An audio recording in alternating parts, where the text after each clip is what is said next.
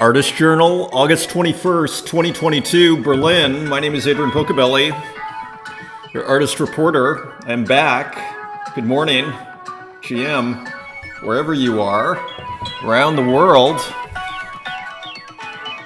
And welcome to the My Artist Journal, where these days I'm starting with the Tezos ecosystem, as I call it.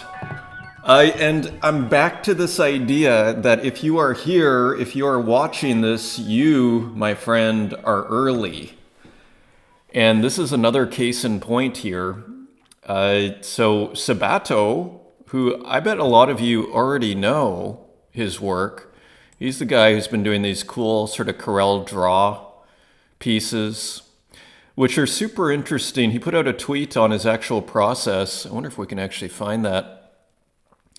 Let's find that really quickly here. I made a fortune on these MFers here. That's kind of what's funded a lot of these buys on Tezos. So I was just looking, they've crashed really badly. I was like, oh, it's now time to go in. Now, by fortune, I didn't actually make that much money, actually. But it has, for Tezos, it's a lot of money, considering what the art's going for. Twitter, Pocobelli, and let's just do a very quick look on Sabato, and let's call it Corel. See if we can find his tweets here. Latest, does he? Sabato box. Oh, he puts out so many tweets, maybe we can't. Oh, and that's why we can't find it, because he writes his name weird. Okay. But all to say, let's just try one last. Yeah, there's one of them, but we can't actually find maybe process. Here we go. We found it, and it is worth it. So if you are curious about the process, the Corel Draw 4 format.cdr embeds a rasterized thumbnail of a vector illustration in every file. They are 88 by 88 bytes with each byte corresponding to a color. This is the OG clip art thumbnail I started with. So you see how beautiful. He probably just puts a gondola into Corel Draw, into some emulator, and then it creates this beautiful sort of rasterized image. And then we walk away, then he adds his own process to it, and we end up with that. So he's done really well. He's got what I almost want to call an iconic series here. I was lucky to pick up these one-of-ones for 10 Tezos. And again, like, he's doing things. He's a pretty interesting artist. And he's got this awesome series, which you've probably seen if you're on Object. You know, these really cool works here. So he's put out a lot of great stuff. He's got a lot of collectors. Look, buy for $115. I mean, that doesn't mean that's what this is worth. But it's probably worth like 20. Let's look at the last sale. Just to give you, I'm just sort of setting the table here for what happened last night. Last sale, 22. So nothing to be ashamed of here. 33 editions, and the lowest is 22.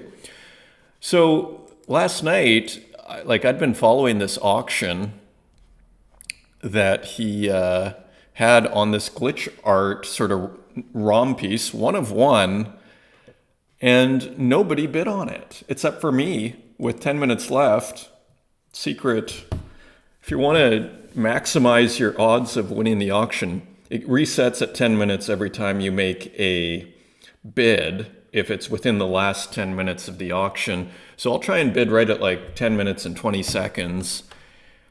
And so I did, and yeah, there's nobody bid on it, and he was actually pretty thankful. I'm glad, because he put out a tweet the day before that I'm kind of sad nobody's bidding on this.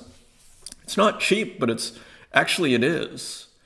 Someone who's kind of got, from a collector's point of view, someone who's got a following, who is putting out a one of one, you know, pretty cool. Like, I mean, again, this is this kind of stuff you could put in a museum and it'd be respectable, at the very least, if not pretty cool.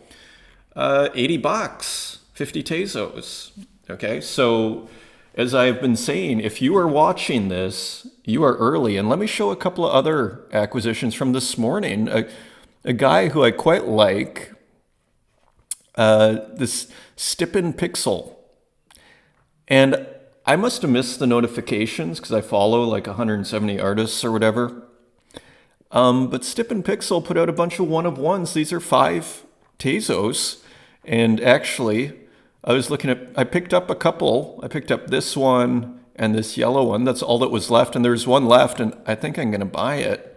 I have 7 Tezos, and what the hell, for $8 getting a one-of-one. Let me show you some of his, or her. I don't know what it is. I assume Stippen Pixel. One of their, show them some of their, like, they did work for the Trash series, and I thought it was some of the most original work that was done for the Trash Day, maybe, I don't know, 3 weeks ago. And he put people collecting trash, which I think is pretty smart take, and it fit with his style, or her, whatever. And here's another one.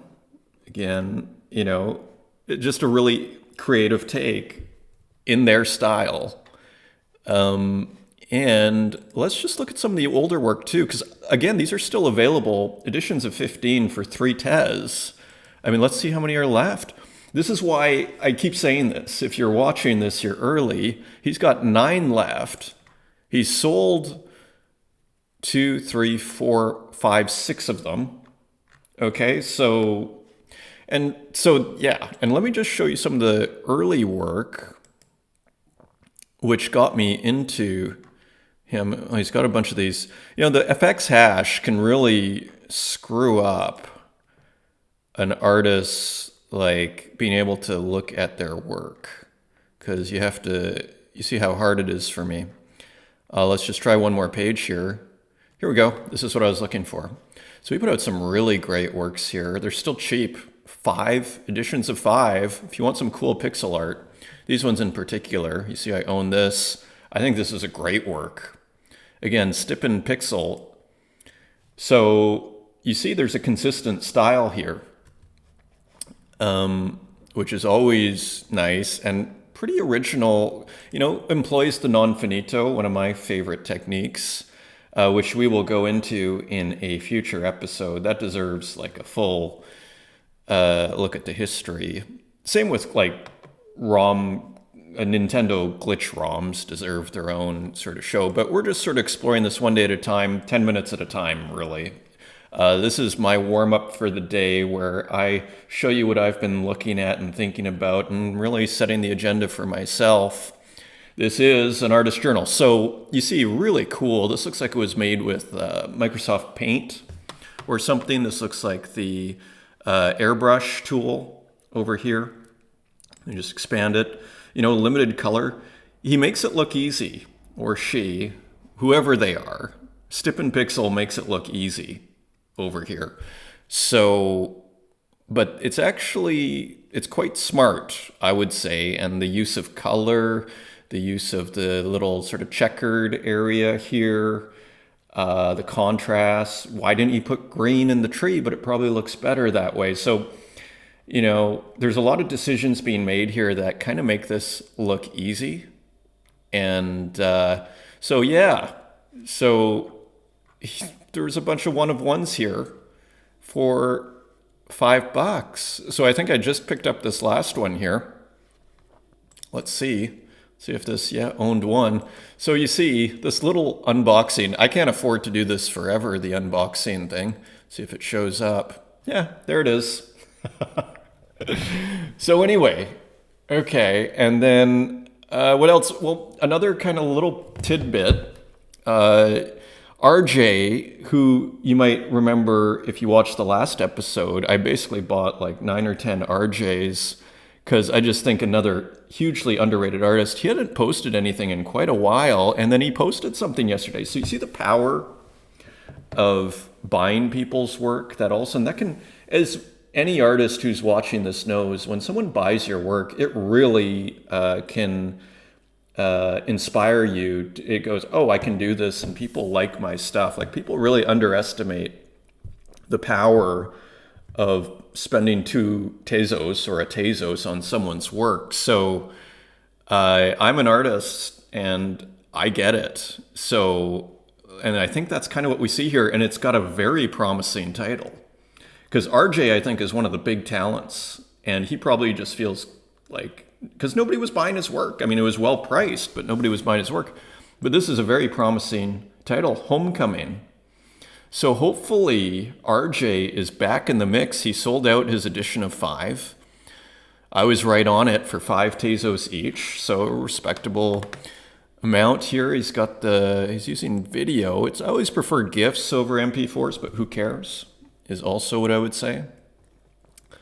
It'll still look good in the museum. Oh, look, Haiti Roquette,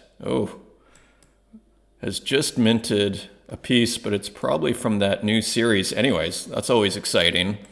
So maybe we'll see that before the show ends. And so with that, that's basically the takeaway here, which is something we mentioned before, but a reminder, like I got these, this was a Stippen Pixel I got, $8, like 5 Tezos for this pretty cool work by the Stippen Pixel. One of one. What are you spending on super rare for one of ones? And to me, these are like quite interesting works.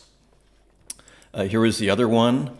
And I'll show you this last piece by a new artist I just discovered who looked like they were making some waves. So, just for $8, like you can't really go wrong. As someone on Twitter was saying, this is pretty much risk-free art buying on Tezos right now. So people are catching on. This was this Mori Gatto guy who I don't know how I discovered. Maybe it was on Twitter. This is like, he calls it a abstract mosaic. Pretty cool. I don't know if I hope it's purely digital. It's always preferable. I'm not a big fan of photos of physical works, but I bet this is digital. Some of his other work looked really interesting too.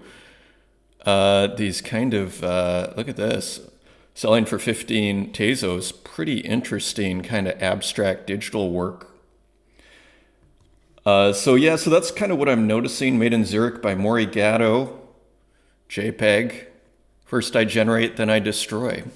So that is the latest on the market here. As far as what I am working on, I have just posted Bez.